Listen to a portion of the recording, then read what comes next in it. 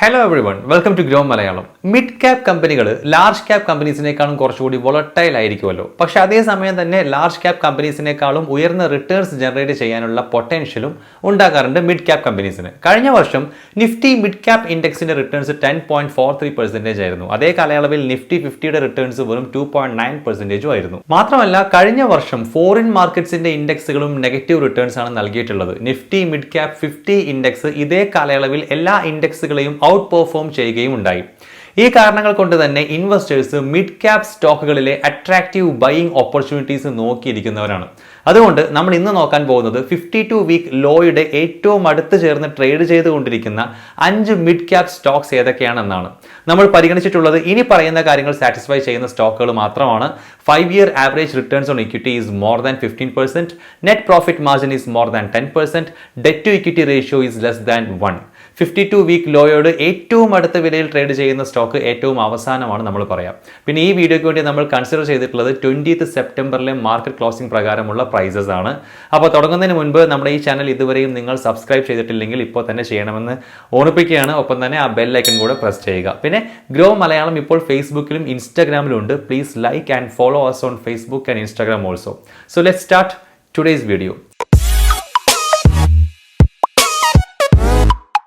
ഒന്നാമത്തെ company Coforge limited ആണ്. Software products manufacture ചെയ്യുന്ന ഒരു IT സെക്ടർ കമ്പനിയാണ് കൊഫോർജ്. ഇത് മുൻപ് അറിയപ്പെട്ടിരുന്നത് NIIT ടെക്നോളജീസ് ലിമിറ്റഡ് എന്നാണ്. NIITയുടെ പ്രൊമോട്ടേഴ്സ് 2019 ബെയറിംഗ് PV ഏഷ്യയിലൂടെ ഹൾസ്റ്റ് BVക്ക് അവരുടെ സ്റ്റേക്ക് വിൽക്കുകയാണ് ഉണ്ടായത്. ഈ കമ്പനിയുടെ സ്റ്റോക്ക് അതിന്റെ 52 വീക്ക് ലോയിൽ നിന്നും ഏതാണ്ട് 5.4% മാത്രം മുകളിലായിട്ടാണ് ഇപ്പോൾ ട്രേഡ് ചെയ്തുകൊണ്ടിരിക്കുന്നത്. നമുക്കിനി കൊഫോർജിന്റെ റവന്യൂ ബ്രേക്കപ്പ് നോക്കാം. Banking and financial service 29.5%, insurance 23.1%, travel and hospitality 19.43%, others 28%. ഓരോ വർഷം കൂടുന്തോറും കൊഫോർജ് അവരുടെ ബിസിനസ് വളർത്തുകയും പുതിയ ക്ലയൻസിനെ ആഡ് ചെയ്യുകയും ചെയ്തിട്ടുണ്ട്. ഫിനാൻഷ്യൽ ഇയർ 22 കൊഫോർജ് 47 പുതിയ ക്ലയൻസിനെ ആഡ് ചെയ്തു. കൂടാതെ മോർ ദാൻ 800 crore rupees മൂല്യം വരുന്ന പുതിയ ഓർഡേഴ്സും ബുക്ക് ചെയ്യപ്പെട്ടു. കഴിഞ്ഞ 5 ഇയേഴ്സിൽ കമ്പനി പുതിയ ഓർഡേഴ്സിന്റെ വാല്യൂ 23.3% CAGR എന്ന നിരക്കിലാണ് വർദ്ധിപ്പിച്ചത്. പ്രോഫിറ്റബിലിറ്റി എടുത്താലും കമ്പനി നന്നായി പെർഫോം ചെയ്തതായിട്ട് കാണാൻ പറ്റും. മുൻ വർഷങ്ങളെ അപേക്ഷിച്ച് നോക്കുമ്പോൾ 25.2% റവന്യൂ ഗ്രോത്തും 21.1% പ്രോഫിറ്റ് ആഫ്റ്റർ ടാക്സും കൊഫോർജ് കാഴ്ചവെച്ചിട്ടുണ്ട്. പക്ഷേ ഇന്ത്യൻ IT ഇൻഡസ്ട്രിയുടെ കോമ്പറ്റീഷൻ വളരെ ഇന്റൻസ് ആണ് എന്നതുകൊണ്ട് പുതിയ കസ്റ്റമേഴ്സിനെ കൊണ്ടുവരാൻ വേണ്ടി കമ്പനി നന്നായിട്ട് ഹാർഡ് വർക്ക് ചെയ്യേണ്ടി വരും. എംപ്ലോയീസിനെ നിലനിർത്തുന്നതും ഒരു വലിയ ചലഞ്ചാണ്. നിങ്ങൾക്ക് അറിയുന്നുണ്ടാകും എംപ്ലോയി അട്രിഷൻ റേറ്റ്, അതായത് കൊഴിഞ്ഞു പോകുന്ന എംപ്ലോയീസിന്റെ നിരക്ക് തുടർച്ചയായിട്ട് കൂടി വരികയാണ് നമ്മുടെ രാജ്യത്ത്. മാത്രമല്ല കൊഫോർജിന്റെ ക്യാഷ് ജനറേഷൻ വീക്ക് ആയിക്കൊണ്ടിരിക്കുകയാണ്. കമ്പനിയുടെ DSO that is days sales outstanding 72 days ആണ്. ഇത് കഴിഞ്ഞ വർഷം 63 ദിവസമായിരുന്നു. ഈ ഡേയ്സ് സെയിൽസ് ഔട്ട്സ്റ്റാൻഡിംഗ് എന്ന് വെച്ചാൽ സെയിൽസ് നടന്നതിന് ശേഷം എത്ര ദിവസം കൊണ്ടാണ് പേയ്മെന്റ് കിട്ടുന്നത് എന്നതിന്റെ മെഷറാണ്. അപ്പോൾ അത് എത്ര കുറയുന്നോ അത്രയും നല്ലതാണ്. ഇനി നമുക്ക് ഈ കമ്പനിയുടെ key financial and technical ratios നോക്കാം. Current market price 3,384 rupees, PE ratio 30.1, debt to equity 0.18, 5 year sales CAGR 18%, return on equity 25%, 1 year returns -40%, 5 year CAGR returns 43%, 200 DMA 3,989.63, RSI 14 28.1. ഇതിൽ നമ്മൾ 2 ടെക്നിക്കൽ ഇൻഡിക്കേറ്റേഴ്സിന്റെ പ്രൈസസും ഇൻക്ലൂഡ് ചെയ്തിട്ടുണ്ട്. 200 ഡേയ്സ് സിമ്പിൾ മൂവിംഗ് ആവറേജും RSIയും. ഒരു കമ്പനിയുടെ stock price 200 DMAക്ക് മുകളിലാണ് trade ചെയ്യപ്പെടുന്നതെങ്കിൽ ആ stock bullish ആയിട്ട് കണക്കാക്കാം. ഇനി പ്രൈസ് 200 DMAക്ക് താഴെയാണ് ട്രേഡ് ചെയ്യുന്നതെങ്കിൽ സ്റ്റോക്ക് ബെയറിഷ് ആണെന്ന് പറയാം. ഇനി RSIയിലേക്ക് വന്നാൽ 30ന് താഴെയുള്ള RSI വാല്യൂ സാധാരണ കൺസിഡർ ചെയ്യുന്നത് ഓവർ സോൾഡ് ആയിട്ടാണ്. അതുകൊണ്ട് തന്നെ ഒരു ട്രെൻഡ് റിവേഴ്സൽ ഉണ്ടാകാം. അതായത് ഒരു ഡൗൺ ട്രെൻഡ് ഒരു അപ് ട്രെൻഡിലേക്ക് നയിച്ചേക്കാം. ഇതേപോലെ RSI വാല്യൂ എബവ് 70 ആണെങ്കിൽ അത് ഓവർ ബോട്ട് ആയിട്ടാണ് കൺസിഡർ ചെയ്യുന്നത്. അപ്പോൾ ഇവിടെയും ഒരു ട്രെൻഡ് റിവേഴ്സൽ ഉണ്ടാകാം. Another company birlasoft limited. CK Birla ഗ്രൂപ്പിന്റെ കൺട്രോളിലുള്ള 1995 എസ്റ്റാബ്ലിഷ് ചെയ്ത കമ്പനിയാണ് birlasoft ലിമിറ്റഡ്. birlasoft ഒരു global IT solution and service provider ആണ്. ഒരുപാട് digital and IT related services ഇവർ പ്രൊവൈഡ് ചെയ്യുന്നുണ്ട്. കമ്പനി അവരുടെ ക്ലയൻസിന് software development, package implementation, application management, testing domains and enterprises and digital technology എന്നീ ഏരിയകളിൽ അസിസ്റ്റൻസ് നൽകുന്നുണ്ട്. ഈ കമ്പനിയുടെ സ്റ്റോക്ക് അതിന്റെ 52 വീക്ക് ലോവിൽ നിന്നും ഏതാണ്ട് 3.7% മാത്രം മുകളിലായിട്ടാണ് ഇപ്പോൾ ട്രേഡ് ചെയ്തുകൊണ്ടിരിക്കുന്നത്. birlasoft ഈ അടുത്ത് അവരുടെ എന്റർപ്രൈസുകൾക്ക് ഡിജിറ്റൽ ട്രാൻസ്ഫോർമേഷൻ ജേർണി വേഗത്തിലാക്കാൻ സഹായിക്കാൻ വേണ്ടിയിട്ട് ഗൂഗിൾ ക്ലൗഡുമായിട്ടുള്ള പാർട്ണർഷിപ്പ് അനൗൺസ് ചെയ്തിരുന്നു. ഇതിലൂടെ കിട്ടുന്ന ഗൂഗിൾ ക്ലൗഡിന്റെ engineering capabilities and domain expertise വളരെയധികം ഉപകാരപ്രദമാണ് ഈ കമ്പനിക്ക്. കമ്പനിയുടെ സെയിൽസും പ്രോഫിറ്റ്സും മികച്ച നിരക്കിലാണ് വളർന്നുകൊണ്ടിരിക്കുന്നത്. പിന്നെ ഒരു ഷെയർ ബൈബാക്കും അനൗൺസ് ചെയ്തിരുന്നു ഇവർ. ജോഗ്രഫിക് കോൺസെൻട്രേഷൻ ആണ് കമ്പനിക്കുള്ള ഒരു റിസ്ക്. റവന്യൂവിന്റെ 80% കൂടുതലും ജനറേറ്റ് ചെയ്യപ്പെടുന്നത് US-ൽ നിന്നുമാണ്. സാമ്പത്തിക മാന്ദ്യവുമായി ബന്ധപ്പെട്ട് അവിടെ ഉണ്ടാകുന്ന ആ ഭയം ഇവരുടെ ബിസിനസിനെയും അഫക്റ്റ് ചെയ്തേക്കാം. ഇതിന് പുറമെ കമ്പനിയുടെ അട്രീഷൻ റേറ്റും നമ്മൾ നോക്കണം. അട്രീഷൻ റേറ്റ് ഫിനാൻഷ്യൽ ഇയർ 22-ന്റെ Q1-ൽ 14.9% ആയിരുന്നത് Q4 ആയപ്പോഴേക്കും 29.4% ആയി. ഈ അടുത്ത ക്വാർട്ടറിൽ ഇത് ചെറുതായിട്ടൊന്ന് ഇംപ്രൂവ് ആയി 27.9% എത്തിയിട്ടുണ്ട്. ഇനി നമുക്ക് ഈ കമ്പനിയുടെ key financial and technical ratios നോക്കാം. Current market price ₹308, PE ratio 18.5, debt to equity 0.05. 5-year sales CAGR 4%, return on equity 16%, 1-year returns -27%. 5-year CAGR returns 31%, 200 DMA 373.59, RSI 14 33.9. അടുത്ത company Metropolis health care limited. India, South Asia, Africa and Middle East എന്നിവിടങ്ങളിലായുള്ള one of the largest diagnostic chains ആണ് Metropolis health care. ഈ കമ്പനിയുടെ stock അതിന്റെ 52-week ലോയിൽ നിന്നും ഏതാണ്ട് 2.57% മാത്രം മുകളിലായിട്ടാണ് ഇപ്പോൾ ട്രേഡ് ചെയ്തുകൊണ്ടിരിക്കുന്നത്. ഒക്ടോബർ 2021-ൽ ഹൈടെക് ലാബ്സിനെ ഏറ്റെടുത്തുകൊണ്ട് സദേൺ ഇന്ത്യയിലും ഇവർ പ്രസൻസ് ഉണ്ടാക്കിയിരുന്നു. COVID-19 കാരണമുള്ള തടസ്സങ്ങൾക്കിടയിലും നോൺ കോവിഡ് റവന്യൂവിൽ 26% ഗ്രോത്ത് കാണിച്ചു ഈ കമ്പനി. ഇത് കാണിക്കുന്നത് കമ്പനിയുടെ അഗ്രസീവ് B2C മാർക്കറ്റിംഗ് സ്ട്രാറ്റജിയാണ്. ഈ സ്ട്രാറ്റജിയിലൂടെ കമ്പനി പേഷ്യൻസുമായിട്ട് നല്ല ട്രസ്റ്റ് ബിൽഡ് ചെയ്തു. അത് റവന്യൂ ഗ്രോത്തിലും കാണാനായി. കമ്പനിക്കുള്ളൊരു ചലഞ്ച് എന്താണെന്ന് വെച്ച് കഴിഞ്ഞാൽ COVID-19 ഇമ്പാക്ട് കുറഞ്ഞു വന്നതുകൊണ്ട് ടെസ്റ്റുകളുടെ എണ്ണവും കുറയും എന്നതാണ്. അതിന് പുറമെ ഈ സെഗ്മെന്റിലെ ശക്തമായ competition industry wide margins tight ആക്കി തന്നെ നിലനിർത്തുകയും ചെയ്യും. ഫാം ഈസി ഈ അടുത്ത് മെട്രോപോളിസിന്റെ സ്ട്രോങ് കോമ്പറ്റീറ്ററായ തൈറോകെയർ ടെക്നോളജീസിന്റെ മേജർ ഷെയറും ഏറ്റെടുക്കുകയുണ്ടായി എന്ന് ഓർമ്മിക്കണം. അതേസമയം ഈ ഇൻക്രീസിംഗ് കോമ്പറ്റീഷൻ കാരണം മെട്രോപോളിസിന് ഒരു സ്ട്രാറ്റജിക് ബയർക്ക് സ്റ്റേക്ക് വിൽക്കേണ്ടിയും വന്നേക്കാം. ഇനി നമുക്ക് ഈ കമ്പനിയുടെ key financial and technical indicators സ്ക്രീനിൽ കാണാം. Current market price ₹1,352, PE ratio 40.1, debt to equity 0.43.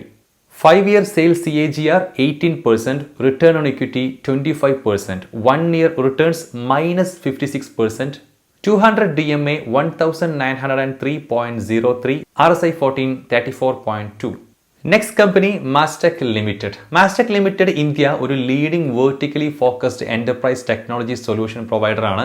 IT ഇൻഡസ്ട്രിയിൽ 40 വർഷത്തോളമായിട്ടുള്ള ഈ കമ്പനി ഒരു IT സൊല്യൂഷൻ പ്രൊവൈഡറിൽ നിന്നും ഡിജിറ്റൽ ട്രാൻസ്ഫോർമേഷൻ പാർട്ണറായിട്ട് മാറിക്കഴിഞ്ഞു.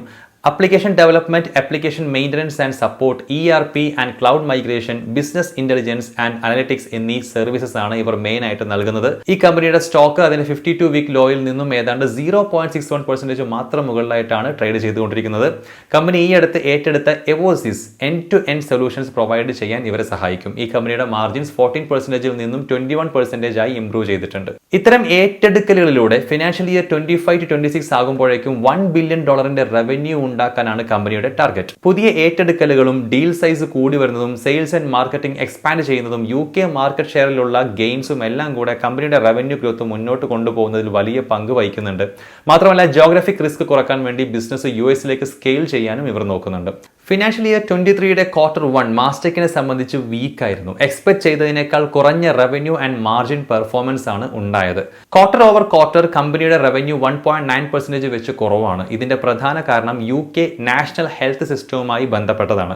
UK-യിലെ പൊളിറ്റിക്കൽ അൺസർട്ടൈനിറ്റിയും നാഷണൽ ഹെൽത്ത് സിസ്റ്റത്തിൽ ഓർഗനൈസേഷണൽ റീസ്ട്രക്ചറിംഗ് നടന്നുകൊണ്ടിരിക്കുന്നതും കൊണ്ടും ഈ കമ്പനിയുടെ പ്രധാന സോഫ്റ്റ്വെയർ പ്രോഗ്രാം തൽക്കാലത്തേക്ക് ഹോൾഡ് ചെയ്ത് വെച്ചിരിക്കുകയാണ്. അതേസമയം തന്നെ UK ഗവൺമെന്റിന്റെ ടെക്നോളജി സ്പെൻഡിംഗ് കഴിഞ്ഞ കുറച്ച് ക്വാർട്ടേഴ്സുകളിലായിട്ട് കുറഞ്ഞു വരികയുമാണ്. ഇത് കമ്പനിക്ക് പുതിയ ഡീലുകൾ നിയർ ടേമിൽ നേടാനുള്ള ബുദ്ധിമുട്ടിനെ ഫേസ് ചെയ്യാനുള്ള പവർ നൽകും.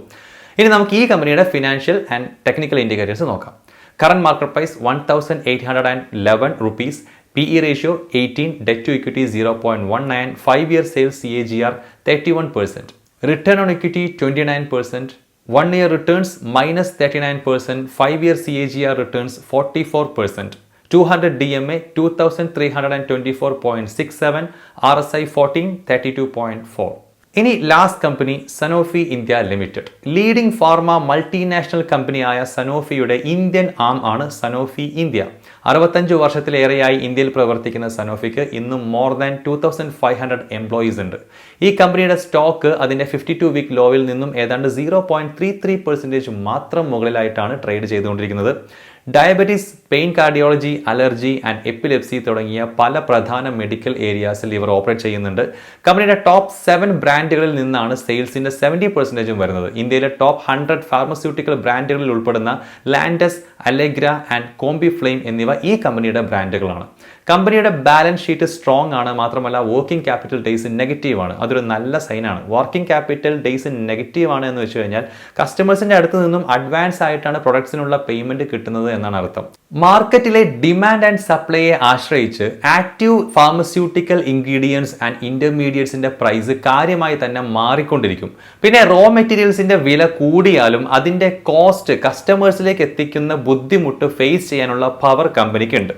ഇനി നമുക്ക് ഈ കമ്പനിയുടെ key financial and technical indicators നോക്കാം. Current market price 6011 rupees, PE ratio 26.4, debt to equity 0.02, 5-year sales CAGR 5%, return on equity 26.8%, 1-year returns -23%, 5-year CAGR returns 8%, 200 DMA 6886.1, RSI 1428. അപ്പോൾ ഇതൊക്കെയാണ് ആ 5 സ്റ്റോക്കുകൾ. ഇനി പ്രത്യേകം ഓർപ്പിക്കാനുള്ളത്, ഈ വീഡിയോ എഡ്യൂക്കേഷൻ പർപ്പസിന് വേണ്ടി മാത്രമുള്ളതാണ്. ഇത് ഒരു തരത്തിലുമുള്ള ബൈ ഓർ സെൽ റെക്കമെൻഡേഷനും അല്ല എന്ന് നിങ്ങളെ ഓർമ്മിപ്പിക്കുകയാണ്. അപ്പോൾ മറ്റൊരു ഇൻട്രസ്റ്റിംഗ് വീഡിയോ നമുക്ക് വീണ്ടും കാണാം. നിങ്ങൾ ഇനിയും ചാനൽ സബ്സ്ക്രൈബ് ചെയ്തിട്ടില്ലെങ്കിൽ ഇപ്പോൾ തന്നെ സബ്സ്ക്രൈബ് ചെയ്യാൻ ഒന്നുകൂടി ഓർമ്മിപ്പിക്കുകയാണ്. അപ്പോൾ ബൈ ആൻഡ് ഹാപ്പി ഇൻവെസ്റ്റിംഗ്.